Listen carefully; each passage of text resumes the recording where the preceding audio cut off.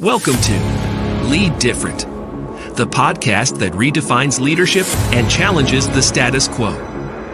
Hosted by Daniel Dominguez, founder and CEO of Why Not Leadership. This show is your compass to becoming a better leader through the power of self-awareness. Good leaders foster teams that are engaged, empowered, and energized. Join us on this transformative journey as we equip you with the tools and insights to lead different. Get ready to challenge the ordinary and embrace self-aware leadership. This is Lead Different. Subscribe now. Discover a new era of leadership. Lead different, because great leaders change the world. Hello, everyone, and welcome to the Lead Different podcast, where we interview leaders every day and every week. We bring you a leader who is leading different. Today, we have the pleasure of introducing you to Amy Bruske.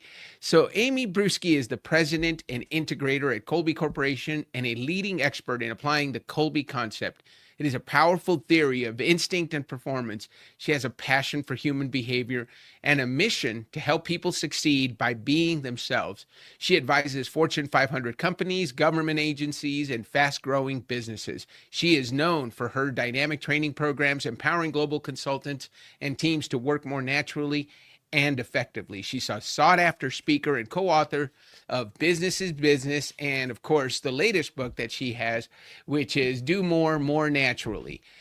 She is also deeply engaged in leadership networks, nonprofit boards, including the Arizona Hispanic Chamber of Commerce and the Center for Cognitive Abilities. So without any further ado, let me bring on stage our guest today, Amy Bruske. Amy, welcome to the show. Hi, thanks, Dan. Thanks for having me on. Thank you for being on, Amy. You know, I got to experience you in person a few weeks ago in Chicago during my Kolbe certified consultant training. And I got to tell you, let me start with just some kudos for you and Stephanie and the other Amy. You guys did such a great job with a tough topic. Not that it's tough in that, hard to learn or anything, but it was a lot of information over the course of a short amount of time, and you had to cram a lot in there, but you guys kept it interactive. You kept it fun. You switched up the speakers. I think having 3 speakers was really so genius, because it kept us engaged, and the activities were so good. So kudos on a greatly designed Kolbe certification program. Thank you. Well, and true to our concepts, of course, having different presenters meets the needs of different people in the room. So I always say I go in, I do the simplified meat and potatoes, and then I have someone like Stephanie come in and really give it the depth and the detail that I don't do as naturally. So yeah, there's something to be said for using people where their strengths are. We did it this morning, right? We got on and Amy couldn't hear me, but I could hear her. I think there's something was going on with the audio. And rather than spending a lot of time with you, but banging your head against a wall, you brought in somebody whose skill and talent is in that area. And like in 2 seconds, he's like, here, we got it. That's right. What microphone do you want to use, right? It's a brand new computer, and that is not when I'm good. Usually, you're used to your comfort computer, but if you have a team put together with these experts, they're in the zone. That was Wes, and he knows exactly how to fix things and quickly, and loves it. Yeah. And he's probably a high implementer, right? Yeah, he's got some of the implementer and the fact finder to keep track of all the details, right? Keeping track of all, for sure. And so I was introduced to the Kolbe through our common friend, Jerry Lujan and Kelly Lujan, who run a fantastic coaching business, Elevation 180. Jerry was my coach for a while, so I learned a lot from Jerry.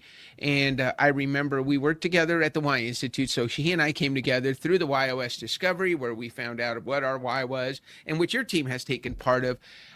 But then, he introduced me to the Kolbe and talked to me about how they use the Kolbe in conjunction with the YOS to just help people dig even deeper into not only what their motivations, and it's so fun because when we went through training, we talked about cognitive, and affective assessments, and the Y definitely fits in that affective category.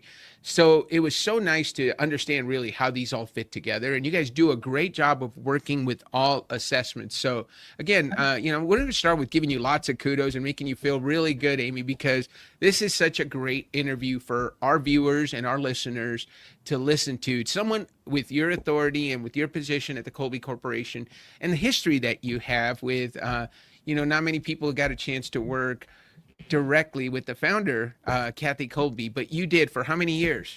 Oh gosh. I mean, I'm going on my 32nd year now at Kolbe. So, but even before that, getting my Kolbe assessment result was life-changing for me because I realized why I was really successful in the job that I was in, but I was absolutely miserable. So one of the things that Kathy did, and you mentioned kind of these 3 dimensions of the mind, is she took what ancient philosophers have been talking about. Plato and Aristotle talked about these 3 dimensions of the mind. So in the most simple form, it's thinking, feeling, doing, but the more formal names are the cognitive, and people know about the cognitive. That's what do you know, what comes naturally to you, what skills do you have, experience, right? So that's what we do in school. We learn a lot of cognitive information, take a test. So that's one part of the mind. And frankly, we could talk about for the whole podcast about how we focus so much on the cognitive in school, and yet people get into the workplace and we know that the smartest person is not necessarily the most successful. It's not predictive enough. So that's the cognitive. The affective is about your motivation, your personality, your desires, your values. So most of the personality tests that we're all used to are measuring some component in the affect. So either underlying motivations or personality type. Think, are you more of an extrovert? Are you an introvert? And some of the assessments, first of all, I'm excited to talk about why, because that's obviously one of my very favorite personality assessments in the affect. If any of you have taken Clifton Strengths or StrengthsFinder, Myers-Briggs, Predictive Index, DISC, all of those fall into that general category. And then this 3rd dimension of the mind is more about the doing. So it's the conative, C-O-N-A-T-I-V-E. The cognitive part of the mind is how do you most naturally solve problems, take action, and instinctively get things done. So you have a natural way of solving problems that is not, it's a very stable trait. And what Kathy Kolbe did is figure out, can I measure this? Her background was in cognitive assessments. Her dad was E.F. Wunderlich, founder of personnel testing. He's been called founder of personnel testing. The Wunderlich is a cognitive test. And so she, during her work outside of his business, thought, there's this other thing I'm seeing. Can we measure it? And that's what Kolbe measures. And people like Jerry, you mentioned Jerry Lujan, who's one of our top consultants. He's done a fabulous job of saying, it's magic when you put together the why or an affective, what do I know about what drives you and motivates you, with, and then how do you naturally solve problems? Those two together are really the kind of the holy grail of figuring out a person. Yeah, and Jerry was fond of always saying, and it's so funny because it's my entire coaching journey. Jerry's been around for it. He used to say it's so predictable. Mm-hmm. He would say it about me because he was coaching me for a while, and he'd say, Dan, it's predictable that you were going to get bored with that. We knew that was going to happen. We just wanted you to do it for as long as you could because we needed it to get done. When you have a small team, sometimes we have to do things that don't necessarily align with our strengths. But you want to do that for as little time as possible, right? And you want to get back into your zone of genius. You guys are wonderful at it, like I said, and you do a great job. And I love working with a company who not only teaches what they teach, but they do what they teach, right? So you lead by example with the way you align your teams. My account manager, Eric, and I, we're almost cognitive twins. Our scores are so similar. So we had a conversation the other day, and it's so funny how we tend to see the world the same way. It's like that's why wouldn't you do it that way? Well, because cognitively you and I agree, and we're going to get along on a lot of stuff, but there's going to be other people that don't see it that way, which leads, let me ask you a question. Your book, by the way, we want to talk about Do More Naturally, which you co-wrote with David Kolbe. Great book. Had a chance to pick it up while I was in training and have been looking at it. And there's so much gold in there. But your book challenges the idea that we need to fix people. Why do you believe it's more powerful to focus on natural strength versus trying to help people do what they're not naturally good at? Yeah, well, first of all, in all of our research, and we always work with independent universities to look at the assessment and do test retest studies. This part of you is a very stable trait. So if you know that this is innate to you and is not going to change over time, I mean, that on the surface is enough reason to say, don't change this about yourself. But if you think about other things that are innate for people, so think about handwriting. We talk early in the book about how even babies will naturally use one hand more than the other. So if you've ever printed your first name with your dominant hand and then switch hands and try and do it again with your non-dominant hand, it feels so unnatural, and it's slow, and it takes so much more focus. Well, that's what it feels like to work against your strengths. So our goal is to say, just as you brought up, by the way, we don't get to the freedom to be ourselves 100% of the time. But if you really tap into what's natural for you, the first thing is when you have to work against that, you won't feel guilty about it. You'll just say, hey, this is not my thing. I don't do this as naturally. You'll find some good strategies around it, but people spend a lifetime trying to be something that they're not, because it's either what their parents told them or their teachers told them, or they have a mentor at work. And what we find is the more that you can drop that, you will be in the zone, or what people call in flow. You will have this real joy of work. You'll be able to get more done in less time with less mental energy. So it really is about managing this mental energy you have and minimizing how much you work against your grain. And I'm on a quest to do this, because I got to tell you, I spent a good chunk of my life trying to do things in a way that was not natural for me, based on a job that I had. And the big light bulb completely changed the choices I was making and what I was doing. So that is what the book is about, is make good choices on what are you spending time on. So that should be more of what matters most and gets you results, but then figure out how to do it in a way that's more aligned to your strengths.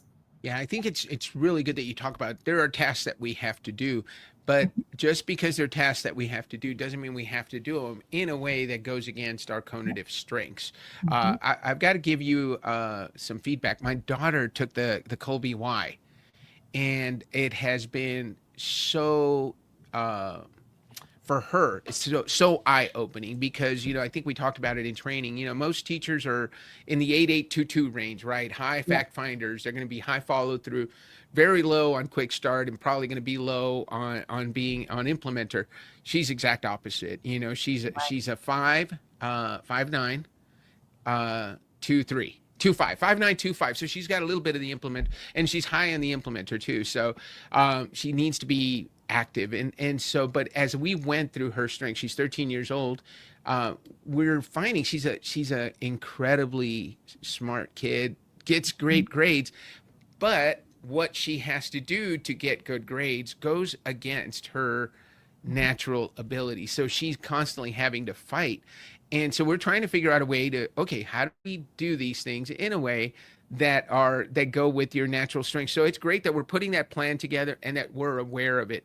So the other thing that I want to make sure we talk about is this began with Kathy as a tool for children, right? So tell us a little bit about that history. Sure. Well, I had already mentioned that Kathy's early work with assessments was in her father's business. So she really learned about assessments and the cognitive part of the mind through that business. Well, as a spin-off from that, she started her own business that was books, materials, games for gifted education. So kids who are exceptionally bright, she developed those tools for teachers and parents and the kids themselves. And that business was booming even before gifted ed was a thing. Not many people had ever heard of even gifted education yet, because this is in the 70s. As she did that, she would have kids come to a summer camp, and she would see that if she gave kids no directions on how to do something, but instead define, here's an end result I want you to get with a pile of materials, let's say, she kept noticing that kids were starting this problem-solving process always the same way, and it was unique to them. And so she thought, hey, in school all day long, you're told step 1, do this, step 2, do this, here's how you do a research paper, all of that. But as she kept observing what kids were doing, she thought, oh, there's something here. What is this? And so that's when she really started researching this third part of the mind that has kind of long been forgotten. So I am really passionate about what are we doing with our youth. I'm thrilled to hear that your daughter has already taken the assessment. By the way, for everyone to know, the Kolbe is what we call our youth assessment. And that starts at about a 4th grade reading level for anyone that's interested. But I wish I would have known this about myself so much earlier. I would not have had so much guilt. And by the time I got to college, I started having some freedoms to do things my own way. And in the workplace, it was great. And by the way, I'm sure lots of you listeners know, when you talk to entrepreneurs, they were solid B, C, maybe even D students in school, and yet they're wildly successful in the workplace. Why? Because they're finally in an environment where they're getting to create and do things their own way. So the way school is designed is only helpful for a certain population. And if you have one of those kids where it's not natural, we can really get them aligned with, hey, you still need to get the same end result, right? The teacher needs you to, this is the output you have to get. That part you're on the hook for. But let's find some ways to be a little more free to be yourself. And when you can't be, it's okay. It has nothing to do with your intelligence. You are still capable. I had a daughter just like yours who is now a really successful NICU nurse, neonatal intensive care nurse. School was really stressful for her, and yet she gets to use her strengths every day and really loves her career now. Yeah, I don't know if I said those scores right, but teachers education is built for 8822s, and Sophia's a 3386. There it is. So similar to my daughter. Yeah, and same thing for me. I think I didn't know my Kolbe score, but I got really good grades, but I remember how hard it was and how against my nature it was. And so I was one of those kids that was just good enough to be at the top of my class, but not good enough to be at the tip top. You know what I mean? Because I did not want to do the extra work against my grade that I would have to do to be the top of the class. So I was a top 10 student, could get really good grades, but let those other kids be valedictorian, because that is just way more structure than this guy is built for. And I didn't know that at the time. I thought, well, what's wrong with me? Well, there's nothing wrong with you. That's just what your gifts are, right? Right. And that leads us to how important it is to find team members that complement your strengths. So I think human nature is oftentimes that we're attracted to people who are just like us and that agree with us and that would do things the same way we would. And yet what you really need a lot of times is that person in the meeting that drives you crazy, that is pushing back a little bit on some of what you're trying to do. Sometimes that balance is what we see as most critical for teams. So you just have to think through, when do I need a clone of myself and when do I need a complement, right? So to get things done. Wes, who came in and helped me with my technology, not just are his skills different than mine, but he approaches things in a different way. And so he's my complement and he's great. I don't have to worry or think about it because I know when I give some of the details to him, if we're working on a project together, it's going to get handled. I don't have to go back and check his work because he's so naturally detailed. And that's the speed at which we can start working on things when we're in a great team with some diversity. No, and I want to get back to that. One of the things, so I'm going to do a couple of things. I'm going to share with everyone your why operating system. So, so let's go with the full introduction. So Amy's Kolbe score is 3583. So it's 3 on fact find, 5 on follow through, 8 on quick start, and 3 on implementer. And her YOS is better way, simplify, make sense. So her why is to find a better way and share it with others, constantly innovating, always looking for better ways to do things. And then when she finds those better ways, she likes to share them. How she gets to those better ways is by simplifying things. She likes things simple. She likes to make things simple and easy to understand for others. She likes to simplify processes and systems so that others can use them. And her what is to make sense of the complex and challenging. So she's really good at taking information. So what she delivers are solutions that make sense because she takes lots of information and helps condense it and come up with solutions very quickly. So better way, simplify, make sense. The question that I have related to that is, since we help people discover their YOS, how do you see the value of knowing your why and aligning it with your natural instincts? Okay, well, let's start with the why, because that was so, when I got that result, it was so helpful to me. And I'll tell you why.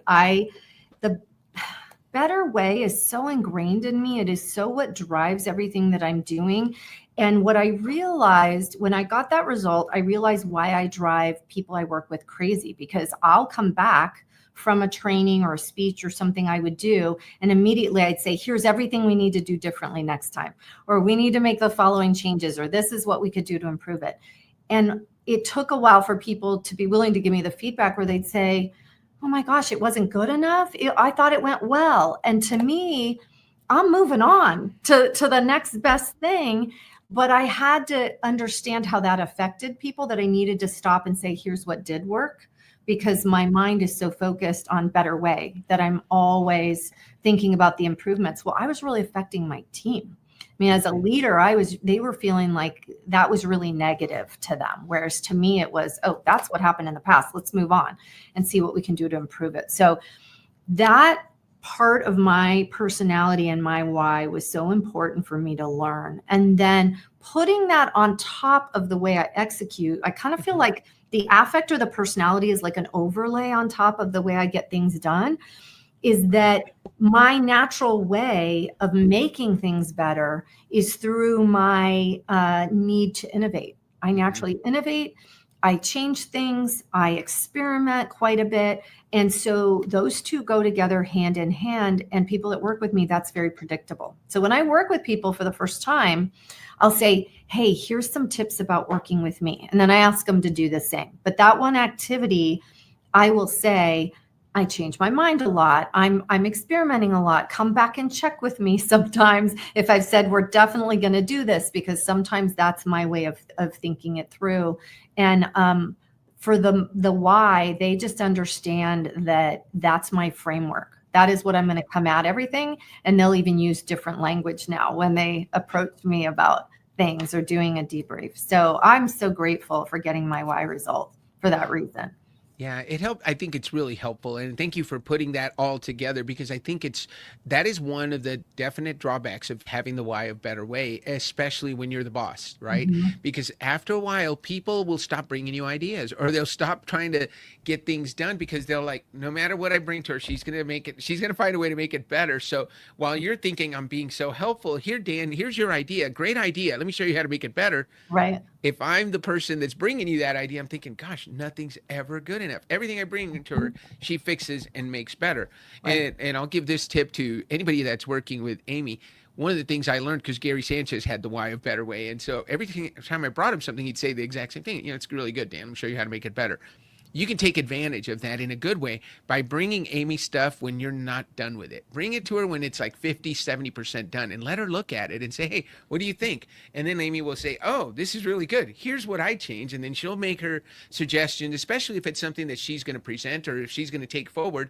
You want to get that input ahead of time. People support what they help build.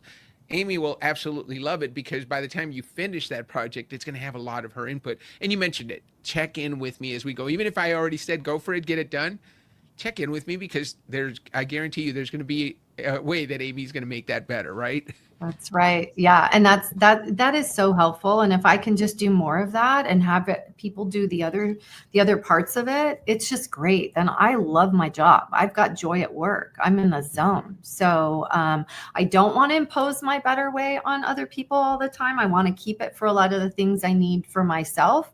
But it definitely plays out. And I think you're right. People I've been working with, we have so much longevity here at Kolbe Corp. I'm so blessed that we've got people who've been here 25 years or more working with me. And they do come with me to say, I'm kind of stuck. What ideas do you have for this? Or what's next? And it works, right? And I go to them when I say, I'm missing a bunch of pieces. Please fill in the gaps. Like, what is it that I'm not thinking about? So let's go with that, because as a Better Way, simplify, right? So simplify, I think it really agrees with your fact find of 3, right? Sure. You don't need all the information. Just give me the bottom line. Give me the bullets that I need in order to get started. I'm not going to go and dig for everything. Bring you the summary, bring you the minimum amount of information. And then your follow throughs are 3. So again, you've got to have other people around you. My follow-through is a 5. That's right. You're 5. Yeah. So I'm accommodating, but you don't want me creating processes from scratch. Right. Yeah. definitely. But you will improve those processes, right? Once they're created.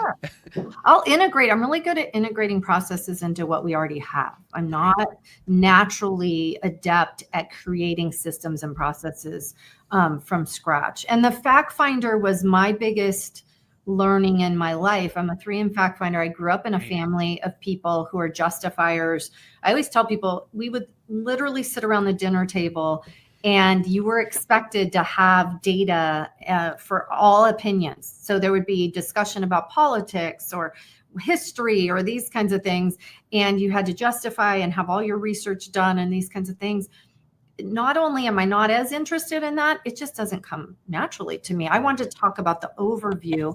And so I really learned when I saw my 3 in fact finder, I thought, oh yeah, you know what? Bullet pointing and simplifying is actually a strength. And so when we have a lot of complex information here at Kolbe and we want to get it down to these bite-sized nuggets to people that don't know anything, that's when I do my best work. I can do research. I certainly did research papers in college and could do all the things you needed to do. But the more I do that, the more I'm burned out really fast. Like that just burns energy for me. Whereas if I can simplify things and get the bullet points done, that's when it gives me energy. So think about that for all of you listening is like, what are the 1 or 2 things that you could do all day in your job? And for me, seeing trends and patterns and bringing things down to simplified ideas is both the way I execute and it's my why. So part of my why is to simplify so that it's accessible to everyone. The book, by the way, it's so funny writing a book with David Kolbe. So David is an 8 in fact finder, and he's a lawyer, and he's financially a whiz and all the things. So he is so naturally driven by the detail and the data. Right. It comes naturally to him. He just does it. So he's a good complement for me.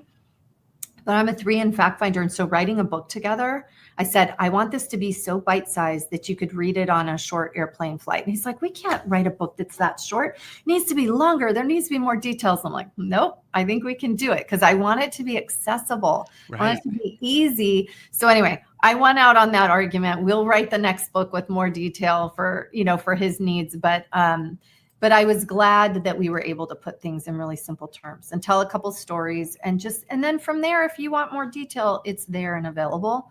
No, I definitely saw the simplify in as you were talking. And so, yeah, you know what I did is I confused your score with Sophia's because she's a 3386. You're a 3583. So you both have a 3 and an 8 in there. So 3583. Yeah, but she's at that 6, right? So, I like I said, once again, looking through her report and looking through by the way, guys, if you're a listener and you have a kid and you have not had them take the Kolbe-Y and they're struggling in school, despite the fact that your kid is brilliant and we all think our kids are brilliant, but we know too when they're not really and we just think they are, and they're struggling. The biggest thing for Sophia is she needs to physically move around every once in a while. Classes are designed to sit for an hour and listen to the lecture. As with a 6 implementer, she's not going to be the one that likes to sit for a long time. She's great at guessing at and really that, she's when we look at her YOS, she's also a challenger, you know what I mean? She likes to challenge the status quo. So, but what I'll say to the parents listening, have your kids take the Kolbe-Y. It is so helpful. It's a plan that we're going to take to her new teachers because her teachers need to know, hey, this is how Sophia learns. And it's not that she can't do it, but she is exhausted at the end of the day. She's exhausted all the time. And when we started noticing that, I said, you know what?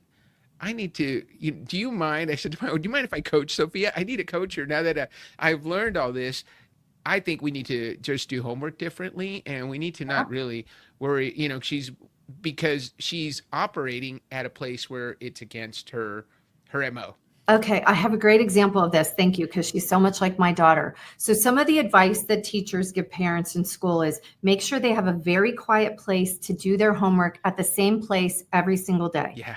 Get the homework out of the way first, et cetera, et cetera. My daughter had such a need to move around that just being in school all day was so draining and stressful for her. The worst thing I could have done is said, okay, now sit down and finish your homework before we go out. She needed to run around laps in the backyard and climb the treehouse or jump on a trampoline or do whatever, pet the dogs. Right.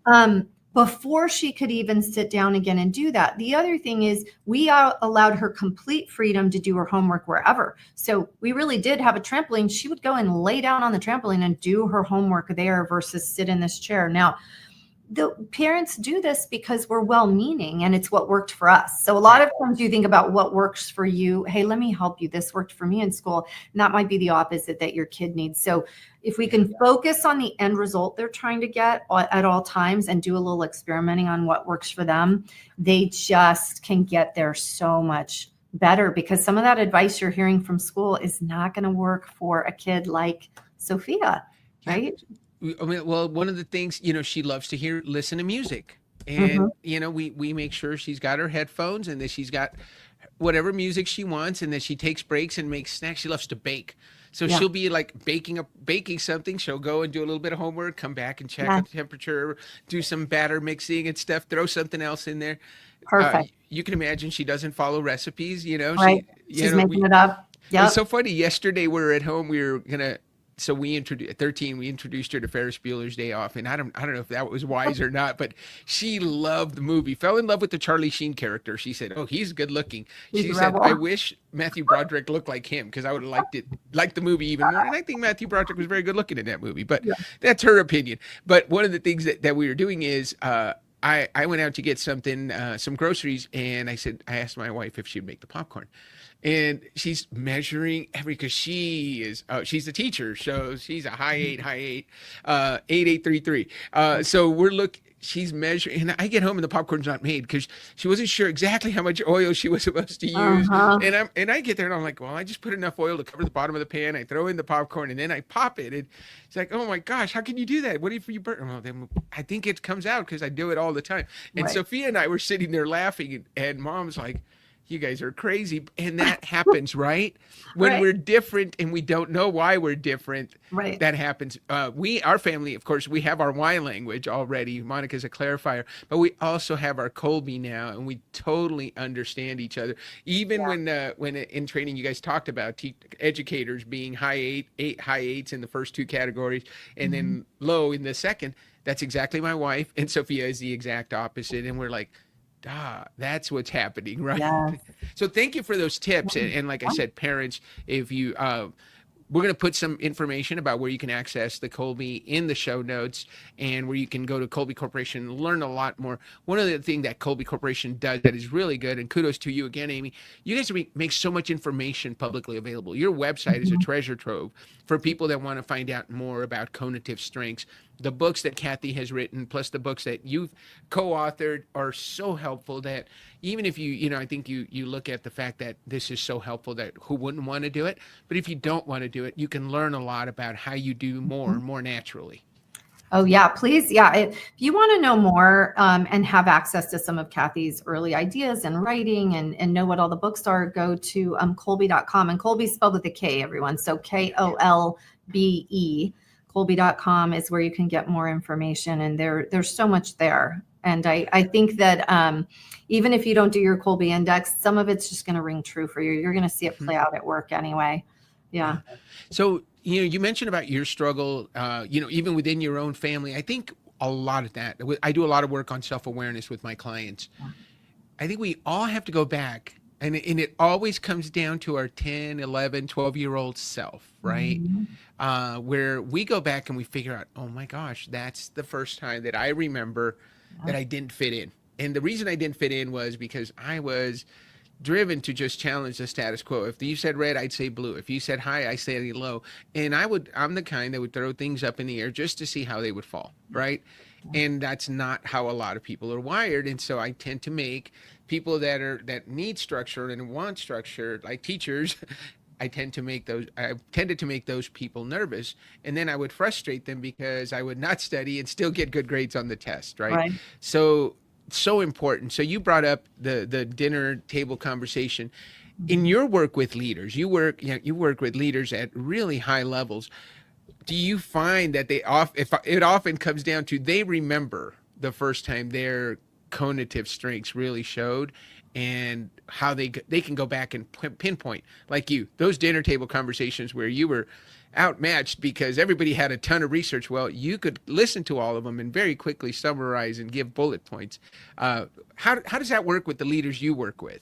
Yeah, so leaders, the two things I hear a lot is I hear, wow, I wish I would have known this earlier. We hear that a ton. I would have maybe made some different decisions, which you can imagine is so frustrating. I don't want to talk to someone in their 50s or 60s who say I wouldn't have become a lawyer if I had known this about myself.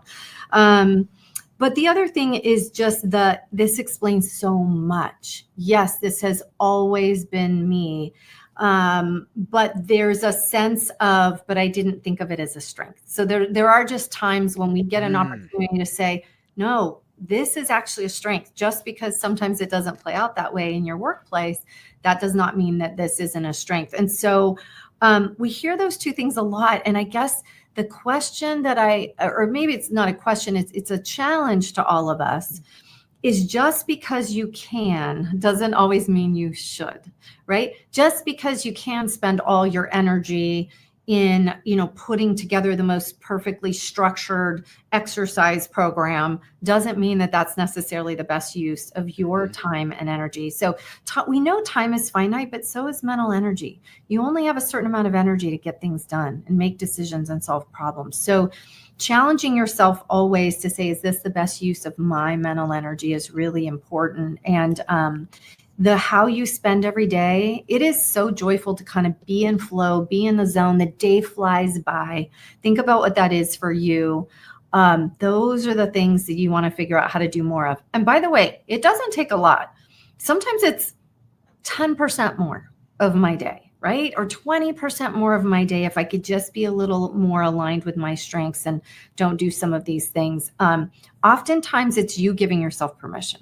It's not that I'm in completely the wrong job. It's, hey, let's let some of this stuff go. And by the way, your personal life is a big part of this too. So I think we forget that as well. As there are times in your life, especially where your personal life is taking a lot of that mental energy too, especially when your kids are really little, or those of you, I've kind of gone through a lot with aging parents where I'm literally doing a second job because I'm making sure that there's care and making decisions and stuff like that.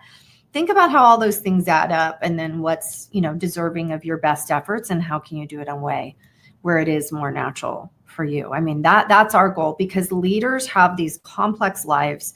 They are spending an incredible amount of time and energy at the highest levels and achieving. They are not going to let themselves back off and step back a little bit. But it really is about what deserves your best efforts. And, highest and best use of your strengths, what is that? And if the other things happen, they happen. But that means I got to say no to some stuff. And it might not be stuff you thought of before that is what should be saying no to, right? Yeah. And you know what? I loved in the presentation that, again, you guys gave us so many great resources. In the presentation you gave us for introducing the Kolbe, there was a slide in there that really resonated with me. And it talked about the fact that when you want to minimize stress, ask yourself when a task comes in, right? Yeah. Does it have to get done? If not, delete it. That's such a simple management thing. If it doesn't have to get done, just delete it. If it does need to get done, ask yourself, does it have to be done by me? Right. Can someone else do it? And if not, you delegate it. And if it does need to be done, and it does need to be done by you, do it in a way that works with your strengths. That there's so much wisdom in that. Just even that slide alone led to so much discussion with the last executive team that I shared it with, because they're saying, oh my gosh, how often do I take on something that I could just as easily have delegated to someone who loves doing it, right? Right. You assume whatever you don't do naturally, someone else will not like too. So yes. Yeah, great stuff. And again, you guys live that. I see you guys even in preparing for this podcast. I wasn't dealing with Amy on the details, and I wasn't dealing with it. Sunil was not dealing with you directly. There was a group of people, a couple of people that take care of all the details so that you could show up and be your best, which is be the face of Kolbe, answer questions about the assessment, your experience. Now, I have to ask this question because you're in Phoenix, right, Amy? Yes. So you're in Phoenix. I'm in Albuquerque, New Mexico. You have an Albuquerque tie in your family. Tell us about how your husband was once, now was he an Albuquerque Duke and or an Albuquerque Isotope at one point? He was an Albuquerque Duke. Oh, that's funny. Yeah, that you remember that. So my husband, we met in college, and he was playing baseball at Loyola Marymount University. That's the school that we went to. And then he went on to play in the minor leagues for quite a while before he ever made it to the big leagues. So yes, my son was a baby, I remember, and that was the first place we were playing. I think that was AAA for the Dodgers. It was, yeah. When they were the Albuquerque Dukes, they were AAA for the Dodgers. They're now the Albuquerque Isotopes, and they're AAA for the Rockies. Yeah. So so you had a baseball experience in Albuquerque. It's baseball season. So are you a big baseball fan? Yeah, I am still a big fan. It's funny. It's hard to get my husband to watch. He played sports for a long time, but he doesn't watch a lot of baseball. You know, so now that that's done, that's not his favorite thing to do. But yeah, we are huge baseball fans. You know, I loved minor leagues are just different. It's more of a family. I love those parks. The fans are exceptional. It's so different than the big league stadiums and teams. And yeah, that was fun. Yeah, no, that I had to get that in there because you have a connection to Albuquerque, right? Absolutely. So your son spent some time growing up in Albuquerque too. Yeah, we loved it. I love Albuquerque, but you know, I'm in Phoenix. It's not like I was coming from New York City or something. So now, how long were you here? It was only parts of 2 years. Okay. Yeah. So not a long time, just long enough to get to know red and green chili, right? Yes. Oh my gosh, anything spicy? Yes, of course. I got to ask you this question. You know, think of a leader where I want you to, because this is so important, and I want to make sure we have an example where a leader radically shifted their results by leaning into their own natural strengths, or by letting their team do the same. And I'm sure you have lots of examples. What's one that stands out to you? The one I'm thinking of was the CEO of Alaska Airlines. And I was working with them in more of a supporting role. This is when Kathy Kolbe was directly coaching the CEO and his direct team. And he was a 10 and quick start with, for those of you that don't know, Kolbe results means, man, is this a guy who is going to push change, innovation, and experiment with stuff. And he had worked his way up through the airlines and now was in this amazing position. She had to help him figure out how to position himself to the board and then also his team. So it's interesting when you're the CEO, the board needs to know, hey, you are focused on the future and you're bringing us to the next future, but that you're not crazy. And then the people that were below him to say, okay, let's let this guy do what he does best. And yes, he looks different than the CEOs you've had in the past. But, you know, he's going to take us into the next part of aviation. Well, then what's fascinating is he finally figured out how to use those strengths and present them in such a way that people understood his role in it, even if it didn't look like traditional airline CEOs. Alaska, unfortunately, had a tragic accident where a plane went down that was coming from Mexico. And he, my goodness, did his best work when all of a sudden there was this incredible crisis going on with, you know, making it up as you go, because there was really, you know, there's no exact playbook depending on what's happening. And he had tons of team members and staff that were also on that plane. So it was not only tragic for all the reasons that we know, but they had lost some of their own, you know, family, so to speak. And so he did such an incredible job with handling that and being in the crisis. And that's when he kind of, when you're having to make things up, that's when he did his best work. That another airline CEO a few years later had come to him for guidance on how he handled similar tragedies. So I saw that as someone who was just so in the zone and had finally figured out how to, for lack of a better way of saying it, like sell his strengths to all different people who are seeing him from different needs, right? The board is seeing something and needing something totally different than the people downline. And he learned how to lean into his leaders and getting them to be their best selves and let them do their thing. And they were an incredible team. It was really fun to watch that. That's really interesting. And you mentioned, right, of course, somebody with a 10 quick start is going to be at their best when everything is going crazy. And he's probably going to be at his absolute best decision making, best at where everybody's panicking, he's able to be the calm in the storm almost. Yes, Almost absolutely. opposite of what he normally does, because everything's normally calm and he's Yeah. he's shaking things up.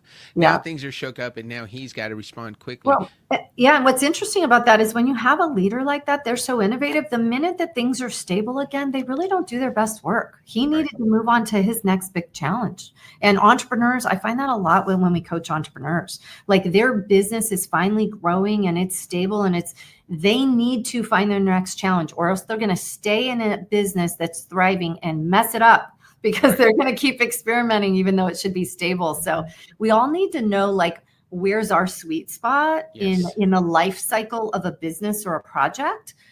Get yourself in that part of it and then let everyone else do their part.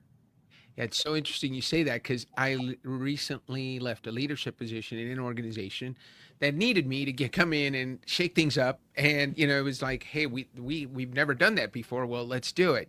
Here's a bunch of ideas that you may never even have thought of. But, so I've been there 3 or 4 years, and now things are just flowing and running smoothly, and I'm bored to death. Right. Like, I cannot be the leader of this group. I need to move on, and it's volunteer position. So I literally had to let the leader know, the leader of the organization, say, hey, I need to step off, because this is boring. Right. Sitting in these meetings where everything, when I look, you've got perfectly detailed notes. Everybody knows exactly what they're doing. Yeah. I need to go on to somewhere else where they need something shaken up. And so that's where I'm going to be best. And I'm not even going to help you, because actually, let's talk about something that's really important, that I've learned is, and it's something new that I want to make sure I keep an eye out for in the organizations that I work with. It's cognitive cloning. Because in that organization, what has happened, even though they've had me, and I'm okay because I understand myself, but they've lost a few people that are similar to me, but they're not in a board position. So that culture is, look, we need clarity, we need lots of steps. They tend to create a lot of bureaucracy, because they're high fact finders, high follow throughs. And so someone like me comes in that's not in a leadership position, they're not going to put up with it. And the culture naturally filters those people out. They either self-select out, or they get asked to leave because, hey, you're not following the rules. But I think they're missing out. So what's a strategy? You probably have dealt with it. What's a good strategy for a coach? So let's say if I'm coaching that leader where that cognitive cloning is happening, what's a strategy that a coach can use to talk to that individual and get them to see, hey, this is what you're missing out on when your culture is naturally self-selecting your innovators out? Yes.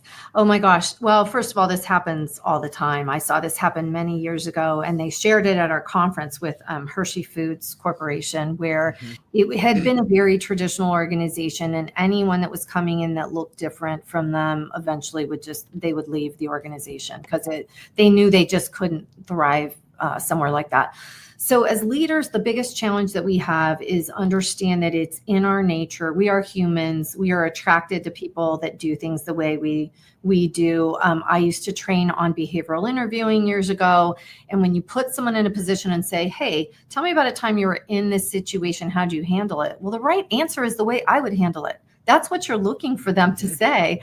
And yet what happens if we do that is we just keep replicating the same type of problem solving strength, so that when you need another type, it's not there, or it has been silenced a long time ago. So these are not people that speak up. So we have really good research on this. So if any of you want to see that, we have some incredible research on how teams need a diversity in problem solving that's been done by a few universities to show that the more we have, you're calling it cloning, that's what we call it. Cognitive cloning is where we have way too much of a similar way of getting things done. It's not successful. It does not lead to a good result. So underlying in all of this is that we need to agree and have a value that a diversity in strengths is actually important for our organization. Does that mean some people will drive you crazy? Absolutely. David Kolbe and I will drive each other nuts sometimes. He can see that my eyes are glazing over when he's giving me the details, and I make him nuts when I'm just giving him simple little summaries that he feels like he can't make a decision on. But valuing that both of these are critical is the basis. Then you need to really watch out for who's leaving? Because often what happens, just as you were mentioning, is the people you need the most are the ones who look different than anyone else. That's painful. It's painful to be the one in the meeting that is pushing for, you guys, no more ideas. Oh my gosh, we have way too many changes going on. We got to stick to one of these. Having to be that person is tough, and yet that's the person you need most. So we just need everyone to understand what they bring to the table, and they should get to play that part when it's appropriate. So you can't just pay it lip service. It actually needs to be a value.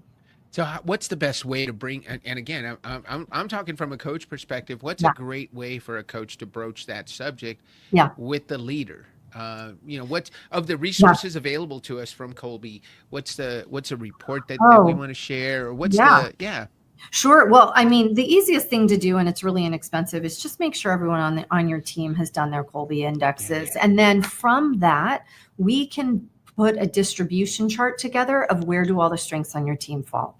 And you can immediately see, where do I have a lot of the same strength? Where do I not have any of a strength that we might need?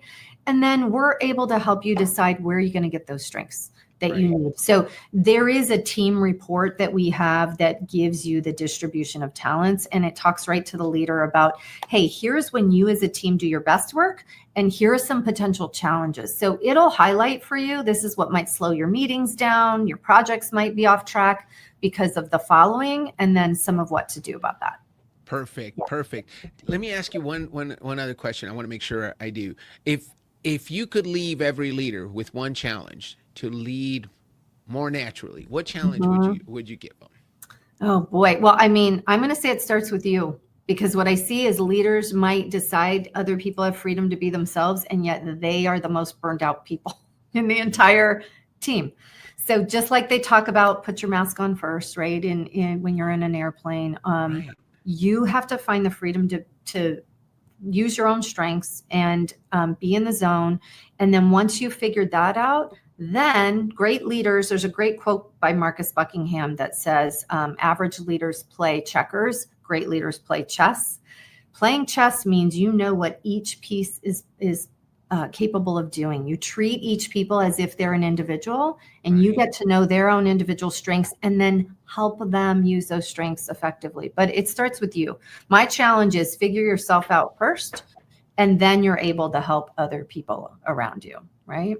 I love that. Put your mask on first is such a great concept. We talk about it all the time, but it's so important because it does start with your own self-awareness. Know yourself, then know your team, right? And then have them know each other, because that's so important. I think it's a tenet that, hey, they have to know each other's strengths and where to lean, where to know that David's going to drive you crazy and make your eyes glaze over, and he's going to know that you're going to drive him crazy. You're probably going to go too fast for him and not give him enough information, right? But you know, when you know that, you can give the person grace and understand, hey, they're just, Amy's just operating from her natural instincts versus she's trying to upset me. She hates me, right? No, she literally is. This is how she operates. This is how you operate, David. So we know that about each other. You talked about it during training. Conflict, not all conflict is bad. As a matter of fact, conflict is good if it's conflict not because you hate the idea or whatever, but because you're just operating differently. Yeah, if you are missing all of these other inputs from people that will come at something in a different way, you are not going to have the best solutions in the end. You're not. It's going to be very limited the way that you're going to approach things. In our ever-changing world and marketplace and what's happening in the workplace at all times, we need a diversity of strengths. We really, really do. So figure that out. They don't all have to be in your company. They can be through a vendor, through a client, through a friend, those kinds of things. But you need to surround yourself with people who are different than you are. It makes a big difference. And I like what you said earlier about you and David. He's not your opposite, he's your complement. I love that. Yeah. You guys are complementary. Right. And I don't take it personally when he challenges me and say, well, justify that idea. Well, I don't get it. I need a little bit more. I know that he's not questioning my decision making. Yes. He's saying, I want to come on board with you. I just need a little bit more. Right. And he knows when to just start with the bullet points and then let me ask the questions. I mean, I've done this to him before. I will say, hey, off the top of your head, do you know this? And I'm introducing the most challenging situation to him. If he doesn't know it, he's going to immediately have to look it up. I'll go, no, don't look it up. I just wanted to know if you knew this information. Well, I'm driving them nuts. Like, don't do that to someone that you care about, right? Right. And no, it's absolutely correct. And it's often the people we care about the most that we challenge with those things. You know, Yeah. my wife needs all the information, all of it, absolutely all of it. And if we bully them into making a decision before they have that clarity, then they're going to do it, but they're going to do it begrudgingly, right? Yeah. And so we Yeah. don't want to do that. We don't want That's to we want to make sure we accommodate and help people be at their best. I'm going to leave you one more question, Amy. Yeah. Tell me about a why not moment. So this is Why Not Leadership's podcast, is the Yeah. Lead Different podcast. Tell me about a time in your life when you said why not to a decision. So I believe that at the end of our life, we don't regret the things we did. We regret the things we didn't do. But Right. tell me about a time when you said, you know what, why not? I'm going to go ahead and do that. And you're so Yeah. glad you did. Okay, I don't know if this counts. You tell me if this counts. But immediately what comes to mind is when I went to college, my mother had just passed away in May. I go in August. I go through college, learned a lot. And when I started my career, I said, for the next 5 years, I'm going to say yes to everything. No matter what's put in front of me, I'm going to say yes. That was not my normal way of operating before that. But I think I just had such a mindset of, why, like, hey, life is short. Why not? You know, this kind of thing. And I ended up moving 5 times in 5 years. I took on all these promotions. I actually became a sales trainer before I had even been a salesperson at an organization, and I was terrified. I constantly felt like I had imposter syndrome, which I think, you know, we all have some of that throughout our life. But I don't know why I came up with that, but I said, say yes to everything for 5 years. That's it. And so to me, that was kind of the why not. But maybe it wasn't a why not moment. It was a why not years. Does that count? It was a why not half decade. Are you kidding me? That is amazing. And you're so glad you did it. Oh, I'm so glad I did it. But the stuff I did, I really did have one promotion that it was so over my head. Yeah. And I just said, I'm going to do it. And I'm so glad I did. I learned so much. And I really put myself in positions where I said, so what's the worst case scenario? So if I fail at this, what kind of had to make sure in my mind I knew what the backup plan was. Right. But it worked. It was great. Yeah. You know, I think we're blessed in this country where I was reading, our homeless people are like in the top 10% of the world, because even they have access to clean water and toilets, and that's not the rest of the world. You know, so when you think about what's the worst that can happen and you can live with it, there's a lot of freedom there. That's a great story, Amy. It has been so fun to have you on. What do you say we end the show on that note? Oh, absolutely. Why not? Thank you so much, Amy, for being on. Guys, if you're listening, please check out the show notes. Check out Kolbe Corporation. Follow Amy. I know she's on social media. Kolbe Corporation is on there. Please subscribe, like, share with your friends, and share your comments. If you're a fellow Kolbe certified consultant, tell us what you thought of the interview, and then please comment and let us know what you liked, what we can do better. We are here for you. We want to bring a bunch of leaders who lead different, like Amy, to you every week. We'll see you guys next week. Amy, thank you for being on, and we'll see you, I'm sure, at a Kolbe event soon. Absolutely. Thank you. This was a lot of fun. Thank you for being on, Amy. Thank you so much. This is Lead Different. Subscribe now. Discover a new era of leadership. Lead different because great leaders change the world.